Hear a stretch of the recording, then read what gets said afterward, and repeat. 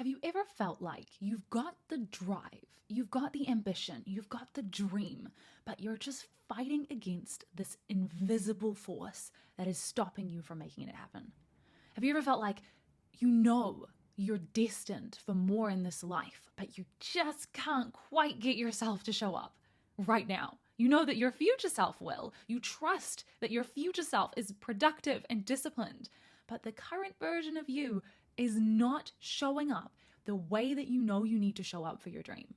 I am talking to you whether you are someone who is at the beginning of your goal or you've been working on this for a while, because at every stage of the goal-getting game, there is always another level that you can show up at, another intensity that you can show up at.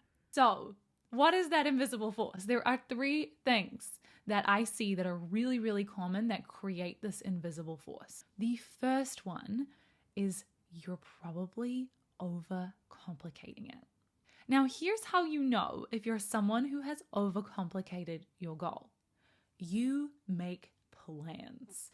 You're the kind of person who thinks and plans and writes out what you're going to do and dreams about the biggest version of what you want to create and believes that you're going to create it, but then doesn't actually get started on it or only starts in a small way because you've made it into this huge, complicated, confusing plan.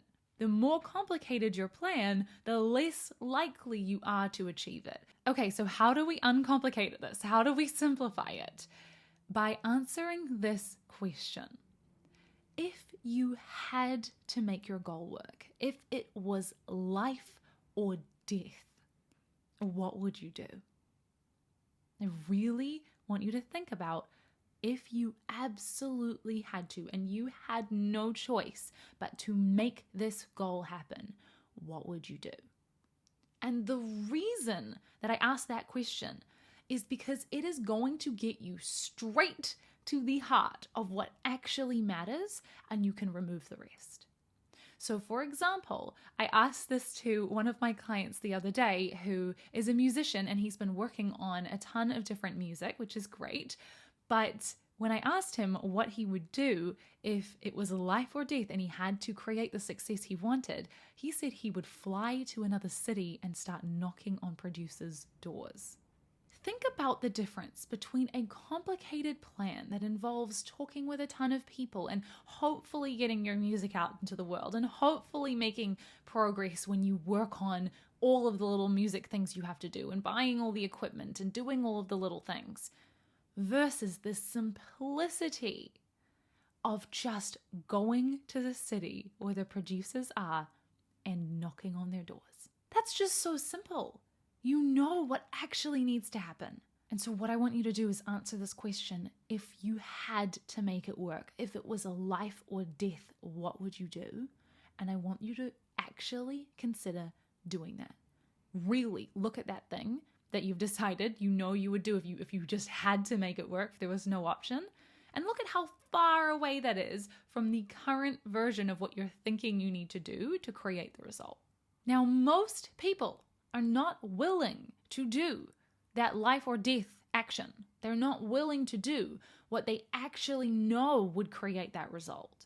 And that is because of the second thing that might be creating the invisible force, and that is caring too much about what other people think.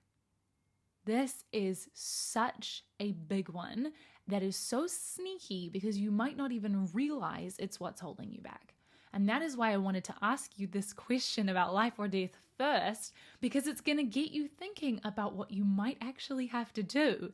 And now we've kind of brought to the surface what's actually necessary, not all the rest of the fluff, not all the overcomplicated pieces.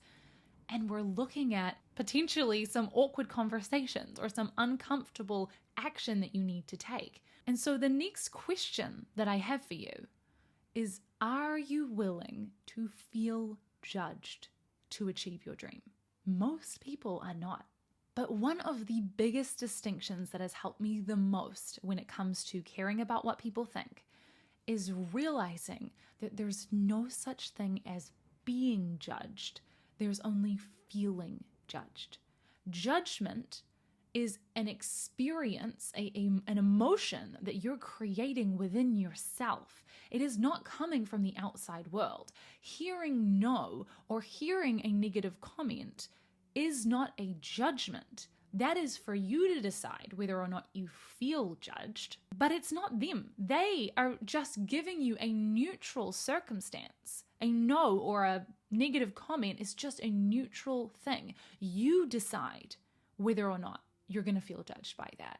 And when you realize that, you get the power back. It's like, oh, I get to decide if I'm going to feel judged or not. And sometimes, you know what? Sometimes I decide I do want to feel judged. Sometimes it's just like, in this situation, I want to experience the feeling of judgment because that's the feeling that feels right to feel in this moment. It's like we don't want to get rid of the negative emotions in our lives sometimes. Sometimes it's appropriate to feel sad or to feel judged. But are you willing to feel it in order to get what you want? I want you to imagine that I have got a judgment machine. And this judgment machine is going to deliver to you the result that you want, any result you want in your whole life, any goal, any dream. But you have got to face the judgment machine, and it is going to, in exchange for you feeling the feeling of being judged, it will give you what you want. Like, imagine if that was the transaction. Like, I'm imagining it like an ATM machine, right? Where you get something for something in exchange in order for you to create the life you want. Are you prepared to run towards the judgment? Are you prepared to show up and get it, even if it's super uncomfortable? If this was the situation and this machine could give you anything you want, would you be willing to feel an emotion in your body for a bit? Because that's really all we're talking about, an emotion in your body. Are you prepared to let an emotion in your body, a vibration that you feel, stop you from getting everything that you ever wanted? That is why at the beginning of this year, I actually made it my goal to run towards judgment. I made it a commitment this year to show up where I thought I could feel judged and run towards that situation because I know that's where my growth is. So an example is right now on this podcast, I am exposing myself to the chance that I'll feel judged. When I put these little clips on TikTok, man, the people on TikTok add lots of mean comments. I don't know what it is about TikTok, but Instagram, everyone's nice, and suddenly on TikTok, there's 100 things wrong with what I'm doing. And I'm like, you know what? That means I got to keep posting there. That means like I'm running towards that because I am willing to feel judged to create what I want in my life. And I want to add something I learned. We often think that people don't like us when really they're just busy. They were too busy to reply to you, or they were so busy that they replied with a weird comment, or they're interacting with you in a strange way, or not at all because they're busy. And we take that on to mean that people don't like us. But I just decided to believe that people like me. That's my default position, not because it's necessarily true, but because I prefer to feel that. I prefer to believe that.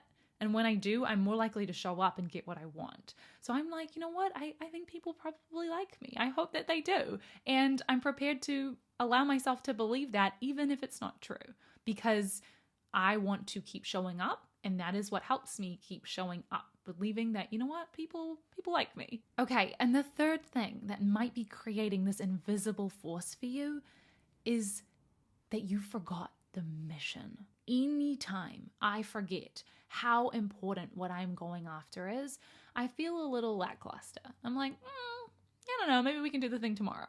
Or yeah, I'll just do a little bit of it today. But when I get myself into the belief that what I am creating matters, that I am doing something that is going to make an impact, that really drives me. But I cannot do that without visualizing it. And I know visualization is one of those annoying things that people tell you to do, like just visualize your goals. But I didn't understand the power of what visualization is until I understood how I already did it. So I imagined that visualizing was like sitting down, meditating, just like looking at a vision in your mind of what you wanted to create. And while that can sound good, and I get why some people do it, for me, creating a visualization always involves music. I put on cinematic, motivational music and I allow myself to feel what it's going to feel like once I've achieved the result that I want. I think about who I am going to be, how I will stand, what other people are going to say to me, how I am going to show up in the world, what it will feel like to have achieved my goal. Truly, this is the most important thing that I do in my entire day, is getting myself into the identity, into the belief, into the mission, feeling it in my body, because that drives me. Your feelings are what drive your actions.